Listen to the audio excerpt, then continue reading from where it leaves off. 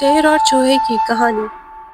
ایک دفعہ کا ذکر ہے کہ ایک گھنے جنگل میں ایک شیر حکومت کرتا تھا۔ ایک دن وہ شیر کھانا کھانے کے بعد ایک گھنے درخت کے نیچے آرام کر رہا تھا کہ اچانک وہاں سے ایک چوہے کا گزر ہوا۔ وہ شیر کو آرام کرتا ہوا دیکھ کے اس کے پاس آ گیا اور شیر کے اوپر چھلانگیں لگانے لگا۔ اتنے میں شیر جاگ گیا۔ شیر نے پریشان ہو کر غصے میں چوہے کو اپنے پنجوں سے پکڑا اور بولا، تمہاری ہمت کیسے ہوئی مجھے جگانے کی؟ شیر دھاڑا۔ ڈرے ہوئے چوہے نے کانپتے ہوئے کہا، اے طاقتور شیر، مجھے جانے دو، میرا مقصد تمہیں پریشان کرنا نہیں تھا۔ اگر تم نے آج میری جان چھوڑ دی تو ہو سکتا ہے شاید کسی دن میں بھی تمہاری مدد کر سکوں۔ چوہے کے اس خیال پر شیر ہنس پڑا اور کہنے لگا، بھلا تم چھوٹے سے ہو اور میری مدد کیسے کر سکتے ہو؟ لیکن وہ چوہے کی ہمت سے خوش ہوا اور اس کی جان بخش دینے کا فیصلہ کیا۔ کہنے لگا، چنانچہ تم میری مدد کرنے کے لیے بہت چھوٹے ہو، لیکن میں تمہاری جان بخش دیتا ہوں۔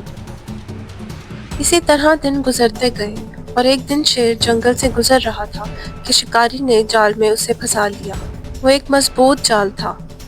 شیر نے بہت کوشش کی لیکن وہ اس سے آزاد نہ ہو سکا۔ شیر پریشانی کے عالم میں زور زور سے دھاڑنا شروع ہو گیا۔ وہ سب جانوروں کو مدد کے لیے پکار رہا تھا۔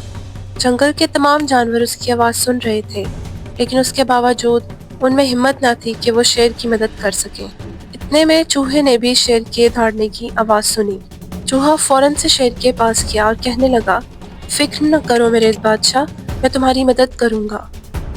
وہ اپنے چھوٹے تیز دانتوں سے جال کی رسیوں کو چبانے لگا۔ آہستہ آہستہ لیکن مضبوطی سے مضبوط رسیاں ٹوٹ گئیں اور جلد ہی شیر آزاد ہو گیا۔ شیر نے چھوٹے چوہے کی طرف تشکر سے دیکھا اور کہا، میرے دوست، میں نے تمہیں غلط سمجھا تھا، تم نے آج میری جان بچائی، تمہارا بہت شکریہ۔ چوہے نے مسکرا کر جواب دیا، چھوٹے سے چھوٹے دوست بھی بڑی مدد کر سکتے ہیں۔ اس دن سے شیر اور چوہا بہترین دوست بن گئے اور جنگل میں ہنسی خوشی اپنی زندگی گزارنے لگے۔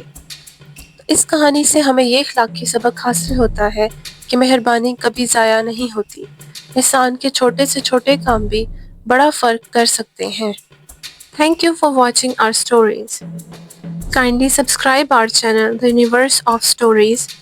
Like it and share it as much as you can. Thank you.